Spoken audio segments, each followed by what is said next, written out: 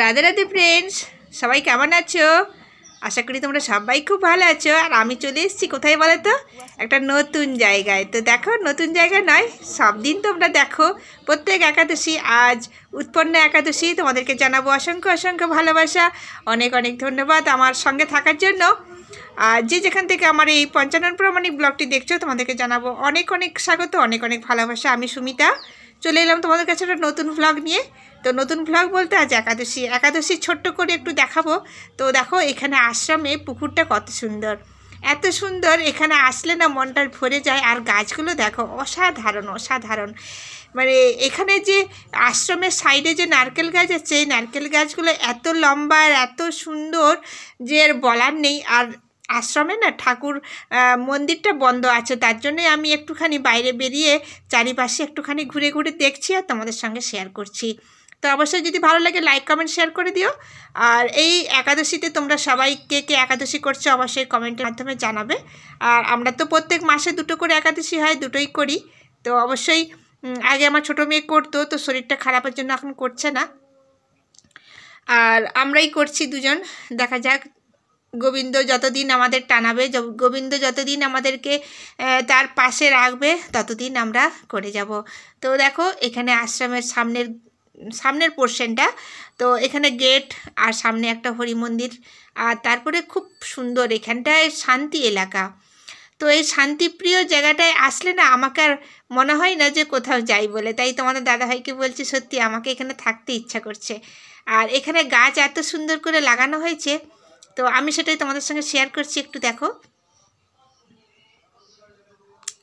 আর খুব সুন্দর এখানে গাছগুলো না, এত সুন্দর। আমাকে মানে এখানে আসলে ওই একাদশীর দিনেই আসি, আর অন্য দিন আসা হয় না। আর খুব একটা বিশেষ অনুষ্ঠান হলেই মানে একাদশী ছাড়া আসা হয়, বিশেষ অনুষ্ঠান থাকলে। না হলে সেরকম একটা কোনো ব্যাপার হয়নি আসার জন্য। আসলে বুঝতেই পারছো, ছেলে মেয়ে সবাই আছে বাড়িতে, সব সময় ঠাকুরের কাছে আসা হয় না।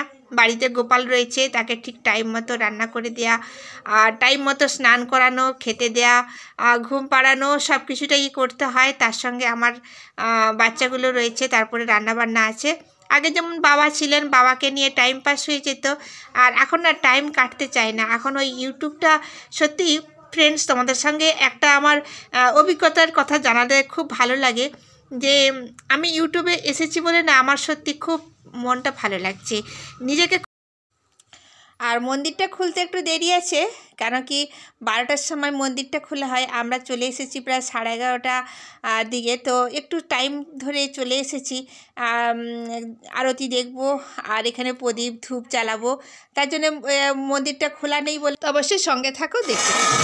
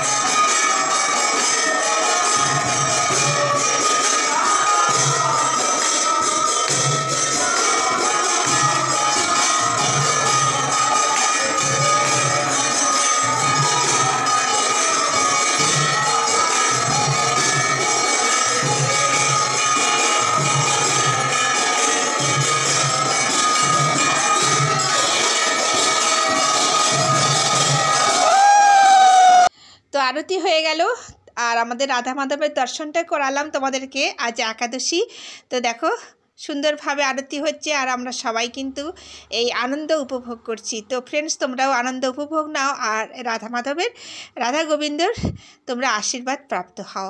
তো বন্ধুরা, তো এতক্ষণ আমার সঙ্গে থাকার জন্য তোমাদেরকে জানাবো অসংখ্য অসংখ্য ধন্যবাদ। আর আমার ভিডিওটি ফুল ওয়াচ করে দেখার জন্য তোমাদেরকে জানাবো অসংখ্য অসংখ্য ভালোবাসা। তো প্লিজ তোমরা সবাই পাশে থেকো, সাথে থেকো। দেখা হবে একটা নতুন ভিডিওর সাথে। ততক্ষণ তোমরা সুস্থ থেকো, ভালো থেকো। টাটা, রাধে রাধে।